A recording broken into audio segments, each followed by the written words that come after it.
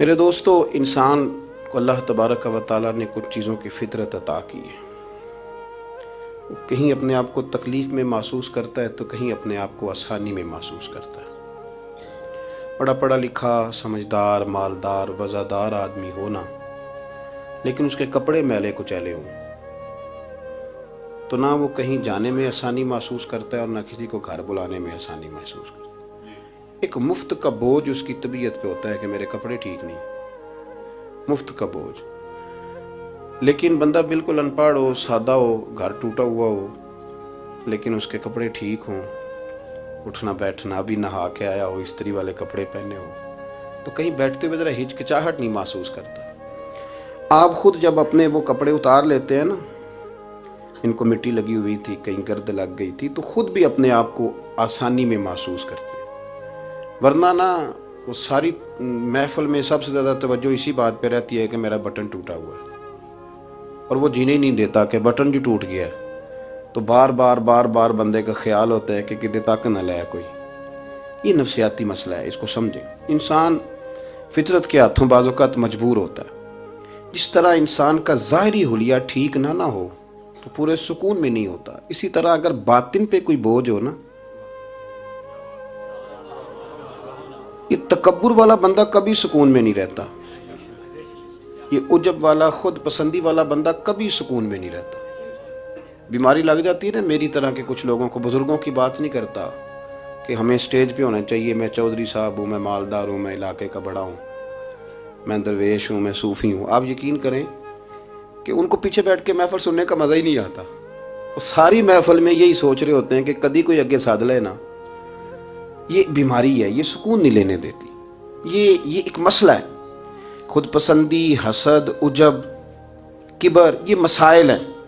आप जो मर्जी कर लें, ये आपको सुकून नहीं लेने देंगे। किसी बंदे का ये ज़हन बन जाए ना कि मैं जाना जाऊँ, मैं पहचाना जाऊँ, तो आप यकीन करें कि वो मिन्नतें करता है कि यार कोई मेहरबानी करो, मेरा भी जिक्र करो कहीं। शेख सादी रहमतुल्लाह अलैह फरमाया करते थे कि लकड़ी को घिन इतनी तेज़ी से नहीं खाती जितनी बड़े लोगों को खुशामद तेज़ी से खा जाता है। इनका बस नहीं चलता, वरना दो बंदे रख लें 8-8 घंटे की ड्यूटी पे कि मेरी तारीफ़ें किया करो, बस नहीं चलता। ये बातन के जो मैल कुचैल है ना, मेरे रसूल करीम का कमाल ये है कि हुजूर ने नज़र करम से सारे ही दूर फरमा दिए। और महबूब के अपनों ने जब नबी पाक से दलील मांगी ना कि आप अल्लाह के नबी हैं, तो उसकी दलील क्या है, अपनों ने दलील मांगी। कुरैश ने, अपनों को मनवाना ज़रा मुश्किल होता है ना।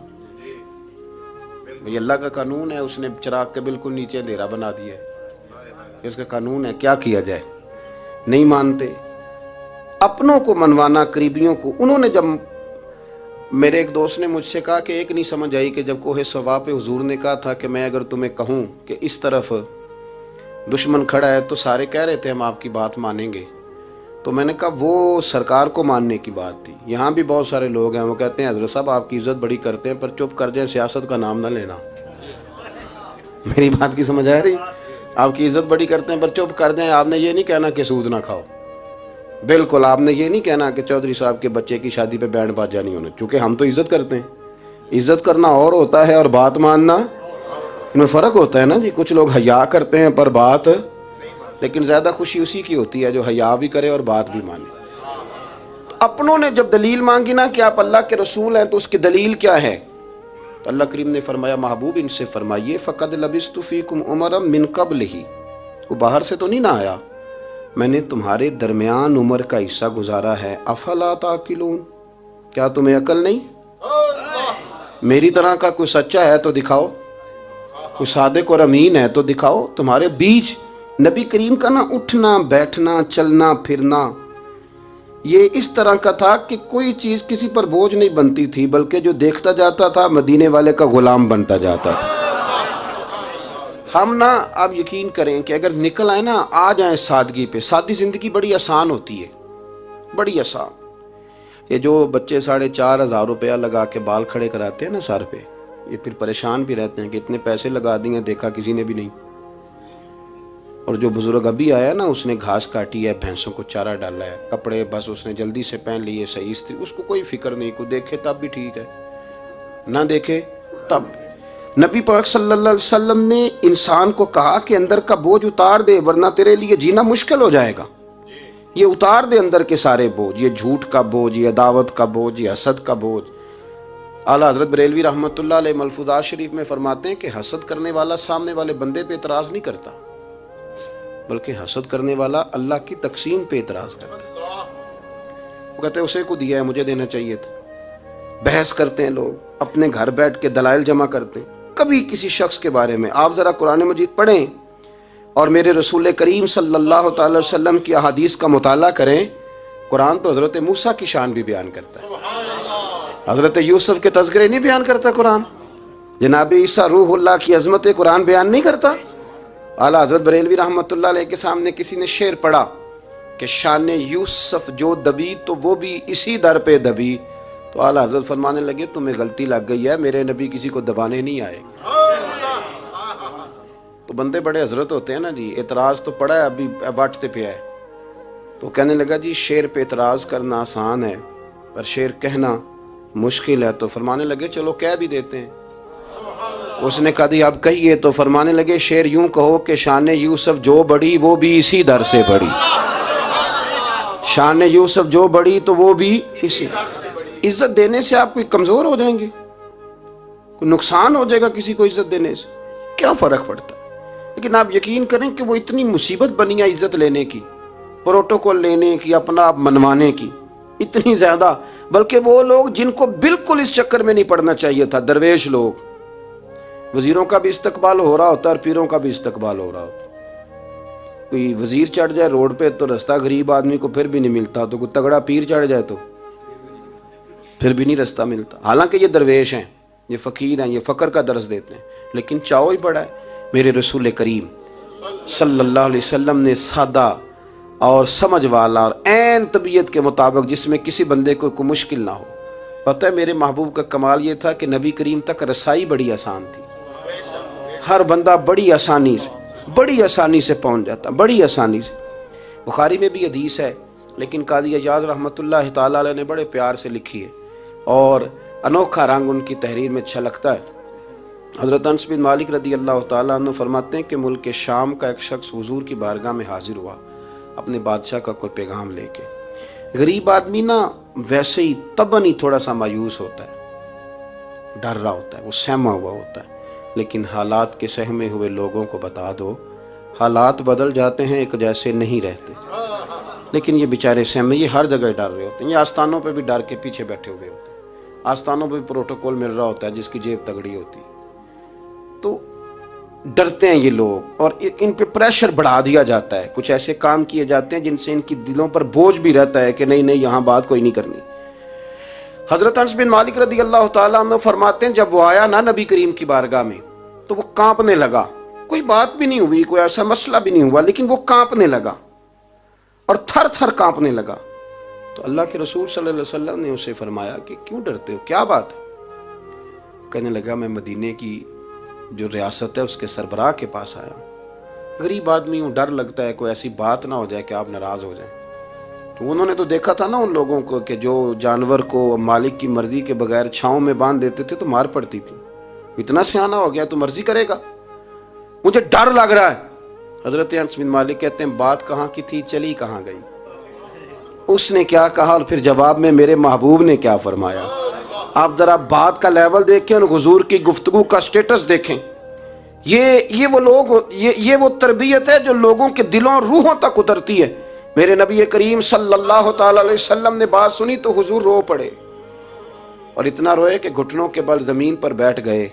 जनाब अनस बिन मालिक फरमाते हैं हुजूर फरमाने लगे ना भाई तू किसी बादशाह के पास नहीं आया, ना तो किसी हुक्मरान के पास नहीं आया, तू तो उस बेटे के पास आया है जिसकी माँ गोश्त के खुश्क टुकड़े खा के भी रात गुजार लिया करती। मेरी माँ तो गोश्त के खुश्क टुकड़े खा के रात गुजार लेती थी, ना तो किसी। हजरत अनस बिन मालिक कहते हैं उसने बात सुनी तो वो भी रो पड़ा और मैंने सुनी तो मैं भी रो पड़ा।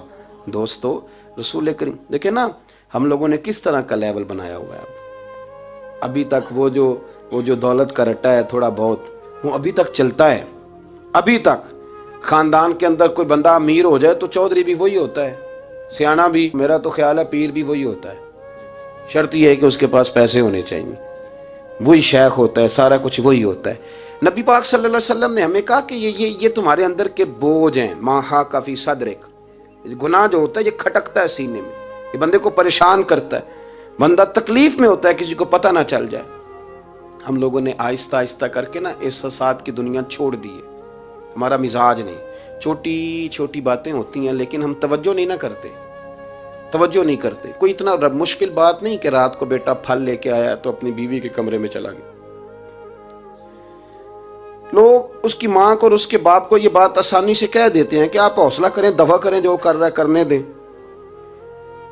लेकिन जिस बंदे की कुल कमाई उसका पुत्र हो और भरी जवानी में जिसने कहा हो बीवी से कि चल मैं पुराने कपड़ों पे ईद गुजार लूंगा, तो नए कपड़े बच्चों के ले आ, जिसने 30 साल सऊदी अरब में, दुबई में, मस्कत में, परदेश में गुजारे हों और वहां कंबल भी ना बदला हो कि चलो बच्चे मेरे पड़ जाएं, उसकी कुल कमाई बाग तेरे दी कर कर राखी, सारी उम्र गुजारी, तो जदों ये बाग पकन ते आया ले गए और व्यापारी, तो वो फिर जाके तो 6 किलो रख के प्लेट में अपनी बीवी से कहता है जाबा जी को दे आ।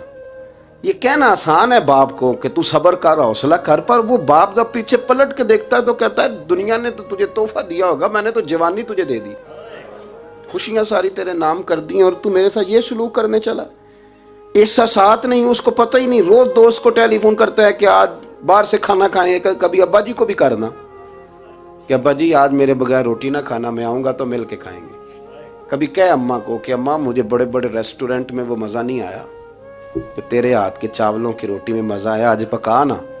मुझे लगता है अम्मा को राशा भी हो ना, राशा भी हो तो फिर भी वो तेरे लिए मेहनत करेगी, लेकिन एहसास ज़रूरी है ना, वो हम पैदा नहीं करते, वो हमारी तवज्जो नहीं जाती। साहिब तबकात कहते हैं नबी करीम सल्लल्लाहु ताला अलैहि वसल्लम ने ना जब सहाबा कराम आए थे मक्का मुकरमा से मदीना तैयबा, तो आपने सुन रखा है कि अंसार मदीना ने अपनी जायदादें भी तकसीम करके आधी आधी मुहाजिरीन को दे दी थी। तो उनमें एक हज़रत उम्मे ऐमन भी थी, नबी करीम की रज़ाई वालदा हैं। ये हज़रत अब्दुल्ला रदी अल्लाह ताला अन्हु जो सरकार के वालिद गिरामी, उनकी आज़ाद करदा लौंडी हज़रत सैयदा तैयबा ताहिरा जनाब आमना रदी अल्लाह ताला अन्हा की भी बड़ी खिदमत की इन्होंने। इनको भी एक बाग मिला हुआ था। जब वो खैबर के इलाके फ़तह हो गए, यहूदियों से बहुत सारे इलाके ले लिए, तो अल्लाह के रसूल सल्लल्लाहु अलैहि वसल्लम ने फरमाया अब इस तरह करो कि ये जो तुमने जायदादें ली हुई हैं ना अंसार से, ये वापस कर दो और तुम्हें इसमें से दे देते हैं। और हुजूर अलैहिस्सलाम ने अंसार मदीना से भी कहा कि मैं उनको ये जायदादें दे के और तुम्हारी वापस कराने लगा हूँ। तो अंसार ने तो वहाँ भी बड़ा अनोखा जवाब दिया कि या रसूलल्लाह हमारी वाले भी रहने दें और वो वाले भी उनको दे दें। वयुक्सिरूना अला अनफुसिहिम वलौ काना बिहिम खसासा, ये भी उनको उनके पास रहने दे। महबूब ने फरमाया नहीं, मेरा फैसला यही है।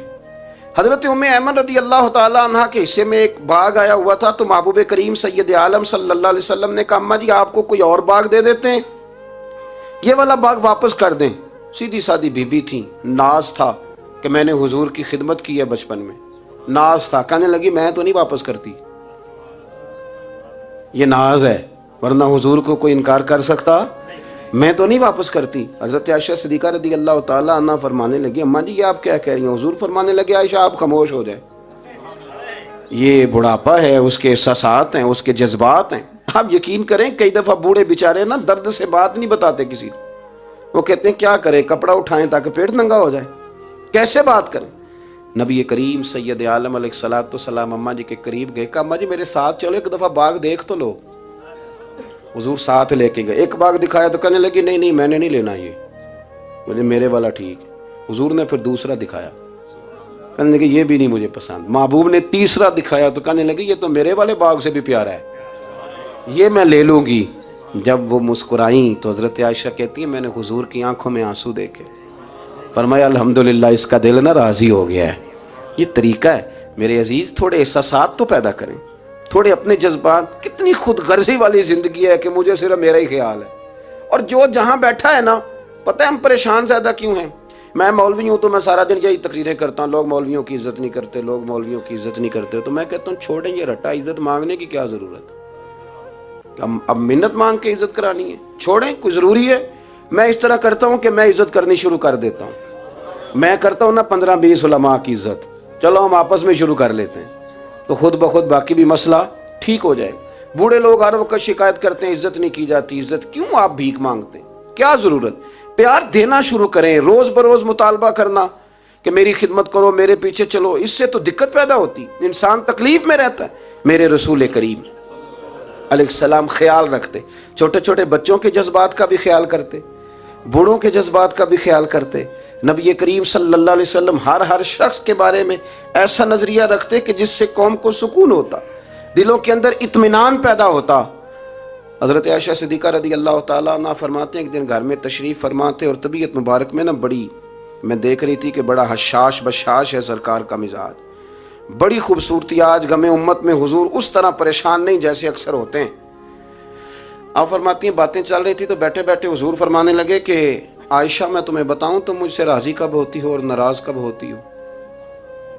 कहते मैंने अर्ज की या रसूलल्लाह मैं और आपसे नाराज। फरमाया चल सुन तो लेना, सुन तो लेना, जरा बात सुनना, जरा सुन तो ले, सुनना। अर्ज की या रसूलल्लाह हुक्म फरमाए। फरमाया तुम कभी कभी कसम उठाती हो, जरा एहसास की शिद्दत देखी, लफ्जों और जुमलों का ख्याल रखना, सामने वाले उसे आसानी देना।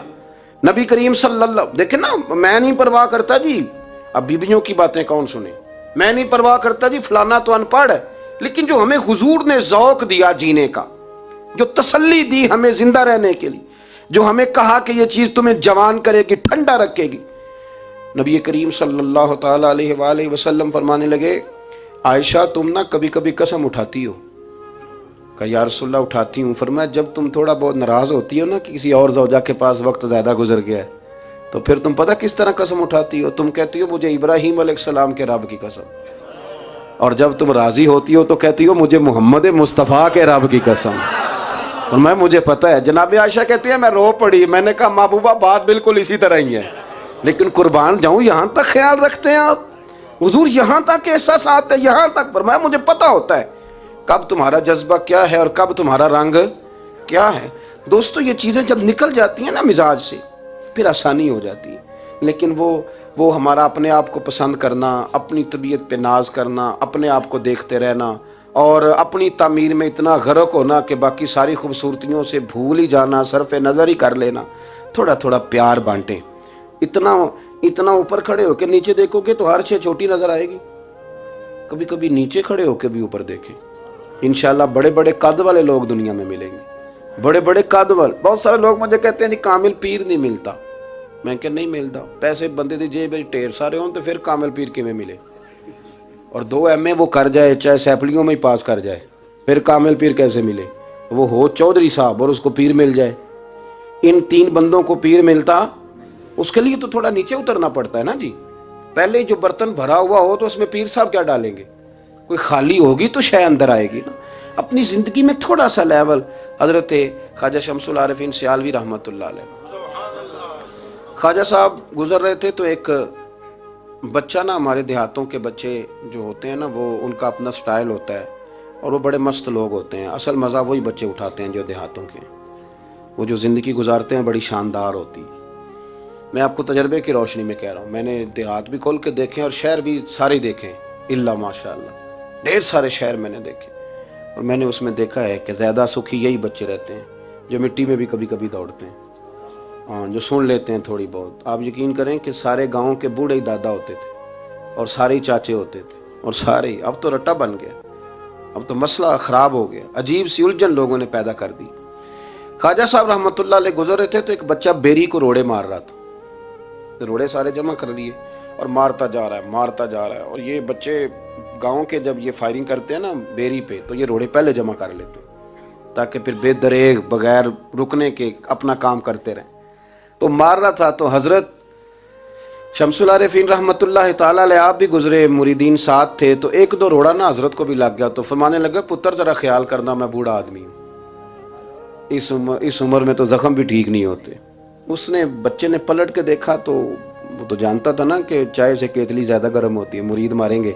उसने दौड़ लगा दी, भागा और सरपट दौड़ा। और जब वो तेजी के साथ दौड़ा ना, तेजी के साथ, अल्लाह अकबर, तो ख्वाजा साहब ने भी मुरीदों से कहा इसको पकड़ के लाओ। पकड़ के लाए तो ख्वाजा साहब फरमाने लगे दौड़ते क्यों? कहने लगा जी दो हरफी बात है, आप मारेंगे, आपके मुरीद मारेंगे, रोड़ा जो लग गया। क्या अंदाज है बुजुर्गों का, प्यार बांटने का। ये चीज़ें इंसान को बड़ा मीठा रखती हैं। आप यकीन करें, प्रोटोकॉल से निकल आए आप सौखे हो जाएंगे, आसान जिंदगी।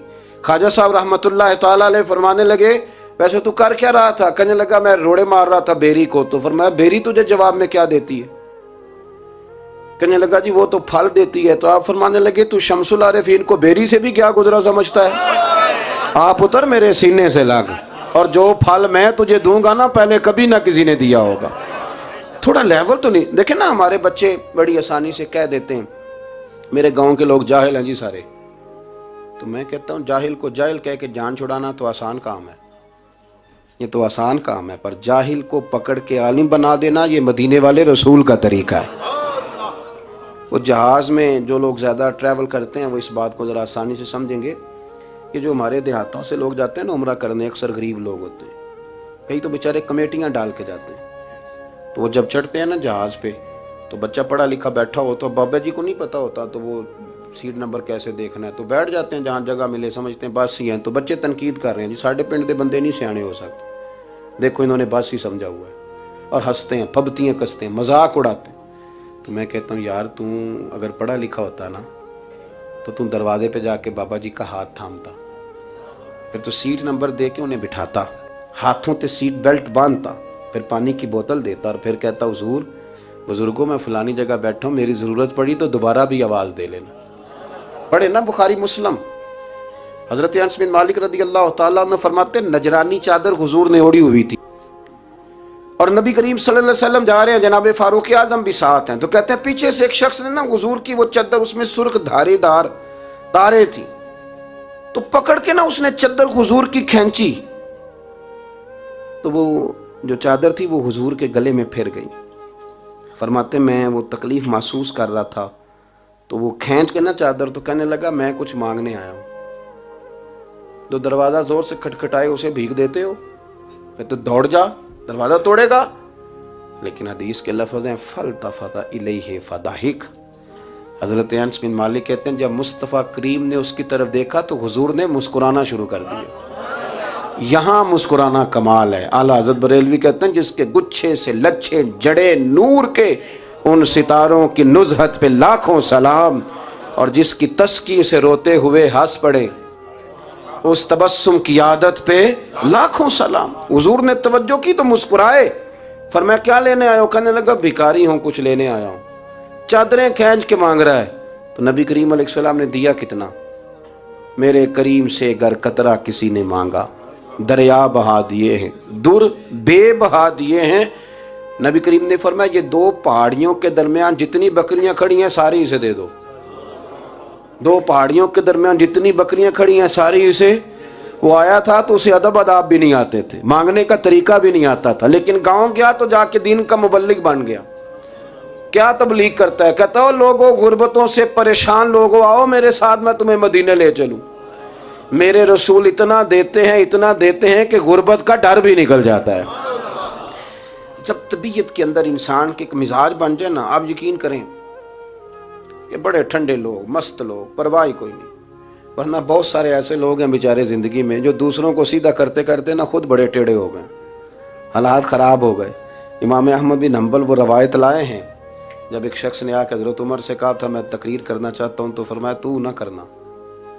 उसने कहा हुजूर मैं पढ़ा लिखा हूँ, क्यों ना करूँ? फरमाया जब तू मिंबर पे बैठ के वाज करेगा तो बहुत सारे लोगों को गुनहगार भी तो समझेगा ना, तो तेरा अपना क्या बनेगा ये भी तो बता ना, कि फिर तेरे अंदर के लेवल का क्या बनेगा। अपने आप को ना इन कबाहतों से, अगर आपके कपड़े ठीक नहीं, आप सुकून में नहीं है, तो आपके अंदर मैल हो तकब्बुर की, हसद की, गीबत की, चुगली की, और सबसे बड़ी बदगुमानी की, बुरा सोचने की, फिर आप कहें कि मैं सुकून। आप यकीन करें हमारा कोई मुखलिस दोस्त इसलिए नहीं होता कि हम किसी को मुखलिस समझते ही नहीं।